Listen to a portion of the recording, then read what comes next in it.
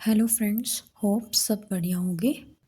तो आज हम करेंगे क्लास 10th का फिज़िक्स का चैप्टर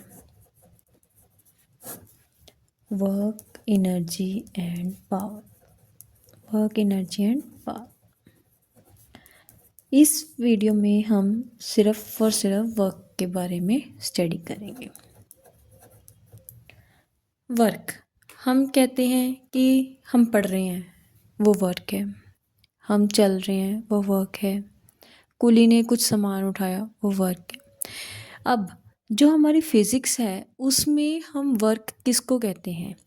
वर्क फिज़िक्स में होता है जब किसी ने फोर्स लगाई और उस वजह से कोई बॉडी मूव की, और उस वजह से कोई बॉडी क्या की, मूव की, उसे हम वर्क बोलेंगे। ये नहीं कि आप पढ़ रहे हो। अब आप पढ़ रहे हो तो आप तो वहीं बैठे बैठे पढ़ रहे हो ना, मेंटल वर्क, आप मेंटल वर्क कर रहे हो। बट फिज़िक्स में हम उसे वर्क नहीं मानते।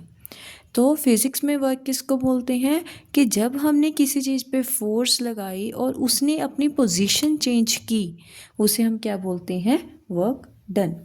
अब जैसे कोई बच्चा है, बच्चे ने कोई वॉल को पुश किया, अब वॉल तो क्या होएगी? मूव नहीं कर रही। तो उस टाइम जो वर्क डन होएगा वो क्या होएगा? ज़ीरो होएगा। या कोई बच्चा है, बच्चे ने कोई बहुत ज़्यादा हैवी स्टोन है, वो उससे मूव नहीं कर रहा, बट वो फोर्स लगा रहा है। अब उसमें डिस्प्लेसमेंट क्या हो रही है? ज़ीरो। तो वर्क डन भी क्या होएगा? ज़ीरो। अब किस किस फैक्टर्स पे हम कह रहे हैं कि वर्क डन डिपेंड कर रहा है? हमें कैसे पता कि वर्क हो रहा है या नहीं? अभी मैंने बताया कि वर्क किस पे डिपेंड कर रहा है? फोर्स पे या फिर उसके डिस्प्लेसमेंट पे, कि कितनी फोर्स लगाई और कितनी उसकी डिस्प्लेसमेंट हुई। तो हम इससे कह सकते हैं कि जो वर्क डन का फॉर्मूला है वो क्या बन जाएगा? Force multiply by displacement. Force multiply by displacement. अगर डिस्प्लेसमेंट ज़ीरो है तो वर्क डन भी ज़ीरो है, या अगर फोर्स ज़ीरो है तो भी वर्क डन क्या है? ज़ीरो। अब बात आती है कि जो वर्क डन है वो कौन सी क्वांटिटी है? स्केलर है या वेक्टर है? Work done is a scalar quantity. Work done is a scalar quantity. अभी तक मैंने जो आपको बताया वो मैंने स्ट्रेट लाइन का बता दिया कि अगर कोई बॉडी स्ट्रेट लाइन में मूव कर रही है तो हम फोर्स इनटू डिस्प्लेसमेंट कह देंगे। अगर कोई बॉडी इंक्लाइन प्लेन पे मूव कर रही है उस टाइम जो वर्क डन होएगा वो क्या होएगा? अब देखो, इसमें जो बॉडी है वो इंक्लाइन प्लेन पे ऊपर जा रही है, लेकिन जो फोर्स है वो किस तरफ लग रही है? हॉरिजॉन्टल डायरेक्शन में। अब डिस्प्लेसमेंट के आपको बता दें कि अगर किसी भी चीज़ के, जैसे ये इंक्लाइंड प्लेन है, ये उसका थीटा है, मतलब जो ये उसके एंगल पे, इतने एंगल पे वो इंक्लाइंड है, तो जो एंगल के साथ वाला कंपोनेंट होता है उसे हम कॉस थीटा बोलते हैं, और जो दूसरा कंपोनेंट होता है उसे हम क्या बोलते हैं? Sine theta. तो ये क्या बन गया? ये कौन सा कंपोनेंट है? S cos theta. क्या है? S cos theta. तो इस केस में जो वर्क डन होएगा वो क्या बनेगा? फोर्स मल्टीप्लाई बाय, देखो डिस्प्लेसमेंट सारी तो नहीं है, डिस्प्लेसमेंट का कौन सा कंपोनेंट है? S cos theta. तो क्या बन गया? S cos theta. Work done का एक ये फॉर्मूला हो गया और एक ये फॉर्मूला हो गया। होप यहाँ तक आपको समझ आ गया। अब हम पढ़ेंगे कि वर्क डन पॉजिटिव, नेगेटिव और ज़ीरो किस किस केसेस में होता है। अभी वर्क डन पॉजिटिव कैसे हुआ? सपोज कर लो कोई बॉडी है, वो नीचे आ रही है, उस पर फोर्स है एफ, और वो नीचे ही आ रही है, तो उसकी डिस्प्लेसमेंट भी किस डायरेक्शन में हुई? नीचे की तरफ। दोनों ही सेम डायरेक्शन में हुई।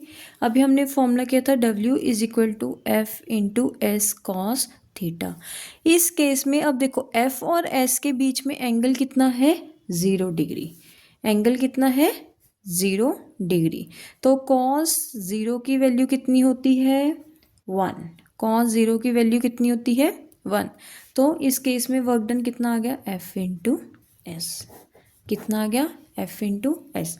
तो वर्क डन क्या हो गया इसमें? पॉजिटिव। इसकी एग्जांपल अपन कैसे कर सकते हैं कि जैसे कोई कुली है, कुली ने कोई सामान उठाया हुआ है, कुली ने कोई सामान उठाया हुआ है और वो क्या कर रहा है, मूव कर रहा है, वो क्या कर रहा है, मूव कर रहा है। अब देखो कुली है, कुली ने सामान उठा लिया, वो मूव भी कर रहा है।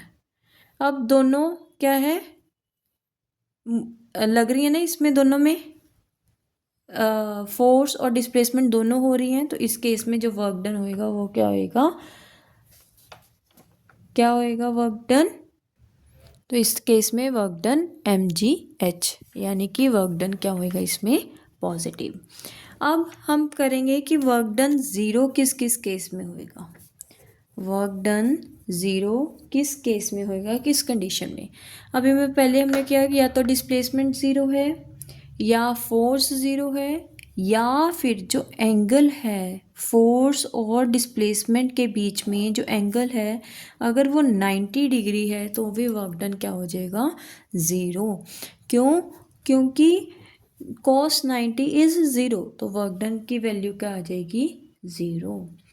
अगर किसी केस में जो वर्क डन नेगेटिव कब होएगा, अगर फोर्स सपोज कर लो ऊपर लग रही है और डिस्प्लेसमेंट नीचे को हो रही है, दोनों ऑपोजिट डायरेक्शन में, इस केस में जो वर्क डन होएगा वो क्या होएगी, नेगेटिव। वर्क डन क्या होएगा इस केस में, नेगेटिव।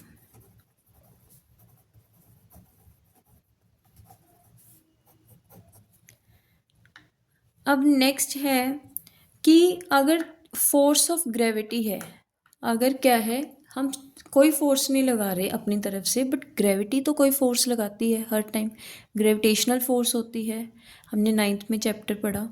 तो जो वर्क डन है जो ग्रेविटी लगाती है वो work done is equal to F into S होता है। जो ग्रेविटी फोर्स कितनी लगाती है, एम जी, और वो किसी हाइट पे लगाती है तो वर्क डन का उस केस में फॉर्मूला क्या बन जाएगा, एम जी एच। क्या बन जाएगा, एम जी एच। अब हम करेंगे यूनिट्स ऑफ वर्क। इसके जो यूनिट्स ऑफ वर्क है ना वो इम्पॉर्टेंट है, क्योंकि इसमें से एक क्वेश्चन 2 या 3 साल बाद रिपीट होता ही होता है। अब एसआई यूनिट क्या है वर्क डन की, जूल। क्या है, जूल। अब एक जूल किसके इक्वल है, हमारा फॉर्मूला होता है work done is equal to F into S. अब फोर्स की क्या होती है, न्यूटन, डिस्प्लेसमेंट की क्या होती है, मीटर, और वर्क डन की क्या है, जूल। तो जूल किसके इक्वल है, न्यूटन और मीटर के। अगर कोई आपसे पूछता है 1 जूल की डेफिनेशन तो आप क्या बोलोगे कि when a force of 1 newton displaces the body through 1 metre distance then 1 joule of work is said to be done. अब ये तो उसकी होगी एसआई यूनिट। अगर हम इसकी बिगर यूनिट्स देखें, मतलब जो जूल से बड़ी हैं, वो कौन कौन सी हैं, kilo joule, mega joule and giga joule. अब किलो जूल, 1 किलो जूल में कितने जूल्स होते हैं, 1000 जूल्स। मेगा में 10⁻⁶ जूल्स एंड गीगा में 10⁻⁹ जूल्स। इसमें बहुत रेयर, आज तक 2 या 3 बार इस जो ये बिगर यूनिट्स हैं इसमें से एक क्वेश्चन आया है। नेक्स्ट है सीजीएस यूनिट के बारे में अब हम पढ़ेंगे। सीजीएस यूनिट इसकी क्या है, ईआरजी, इर्ग बोलते हैं। क्या बोलते हैं, इर्ग। अब वर्क डन क्या है, फोर्स इनटू डिस्प्लेसमेंट।